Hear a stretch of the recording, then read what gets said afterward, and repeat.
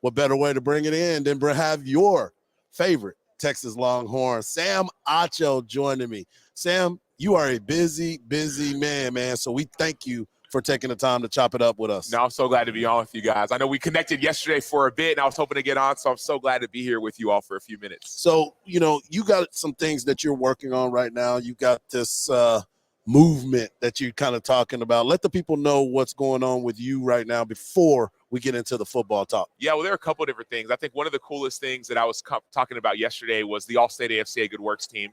So essentially, it's an award that highlights athletes off the field activities, community service. Well, they partnered with the Werfel Trophy, which does the same thing. And I think the reason that's so important to me is that I think as athletes, we think so much about the football player, but we're more than just the football player. Absolutely. You have your physical capital, which is, okay, I'm going to use my body to make money, but there's also your social capital. Who do you know? What kind of human are you, right?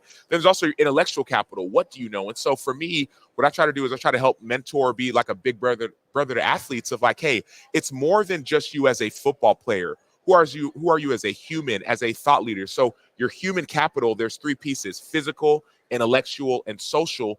You can use all those to help build your gross income. And so with the age of NIL, it's like money matters. Yeah. But, so I kind of help guys think through that, and we talk through taxes, et cetera. But for me, that All-State AFCA Good Works team partnering with the Werfel Trophy is an example of that social capital. Me and Danny Werfel got a chance to build a relationship based off me winning the award back in 2010.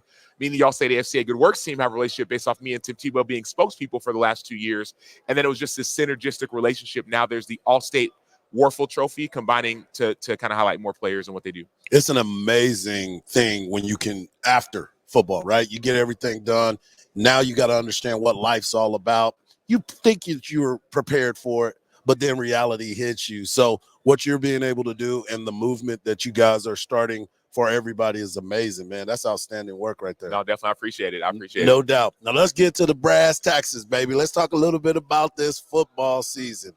Your Texas Longhorns, the hated rival Oklahoma, have now joined the Mecca, the SEC. Everybody talks about it. It just means more. Everything's happening. The story here has been about Texas coming in, and they've been getting all the pub. But they've been playing football in the SEC for a long time, and there's a lot of great football teams that are there. What are your expectations for the Texas Longhorns as they immerse themselves in it their first year? My expectation is for Texas to be in the SEC championship game. Okay. And the reason I say that is threefold. Part one is Texas has been preparing for the SEC for the last 2 years. Absolutely. Ever since they knew this move was going to happen. They have the coach to do it. Steve Sarkisian came from Alabama, offensive coordinator, won a championship. Like, that's his pedigree when he came to Texas. So that's part one. Part two, this team just beat the SEC champion in Alabama, a team that's been a perennial powerhouse. Of course, Georgia as well, but a perennial powerhouse. That's part two. Part three is the roster. This is a talented roster. And, of course, several players went to the NFL, offensive stars on the outside, defensive tackles, Byron Murphy, Tavondre Sweat. We talk about the receivers, Xavier Worthy, et cetera, running back, tight end. But they've replaced a lot of that talent with even more talent. Even Nick Saban said it yesterday. He said, man, this is the deepest Texas team that Steve Sarkisian has had. And that's a big statement coming from a guy who not only played them, but a guy who said, man, and also, by the way, me game planning against Steve Sarkisian is the hardest guy I've ever had to game plan against. So I think those three reasons: one, the preparation, the pedigree, and also the talent that's still there, are all reasons to give me confidence that Texas should be playing in the SEC championship game. That's a big statement right there. And that's not a homer statement. My man does his homework, as you know. So I wanted to ask you this. We're talking to Sam Acho of ESPN. So, Sam, I'm sitting here thinking about this, right? The expectation is Texas. The conversation is Texas. But Alabama, you mentioned them. Kalen Deboer. They've been slept on a little bit. Everybody's talking about Georgia. Everybody's talking about Texas. And Alabama is just sitting there. They're winning in recruiting right now. And they got a guy that can dial it up with the best of them in Kalen Deboer. Why is everybody sleeping on Alabama? Well, they're sleeping on Alabama because Nick Saban's not on the sideline of Alabama. I was sleeping on Alabama. When Nick Saban retired, I was like, yep, Alabama, sorry, y'all. Y'all are going to be a little bit lesser than this year. The next couple years, take your time to rebuild. It's going to be Texas. It's going to be Georgia. And then I sat down and talked with Tyler Booker, one of their offensive linemen. He was at this O-line masterminds camp led by Lane Johnson and all these elite NFL stars. Okay. And I sat down and listened to him, and he said, oh, man, we expect to be successful. We expect to be the best. I expect to be the best.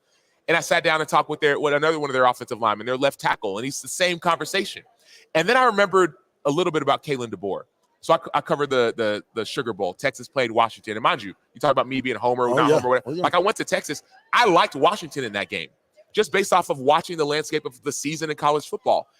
Kalen Deboer is an elite level coach when it comes to relationships, but also game plan. Remember Michael Penix Jr., first round pick, he chose Washington over any other school when he transferred from Indiana. A lot of schools wanted him. He chose Washington.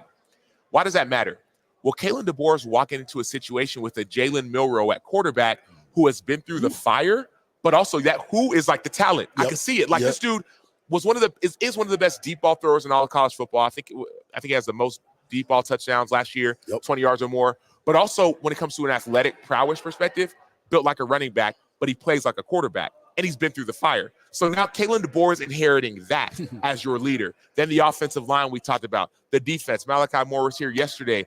I'm excited about Alabama, and I think that people are sleeping on them, and rightfully so, until you talk to the guys in the locker room. There it is. The man, the myth, the legend, the one and only Sam Acho doing his thing. You're going to see him on every channel on ESPN, every show on ESPN, and he's doing great work in the community as well.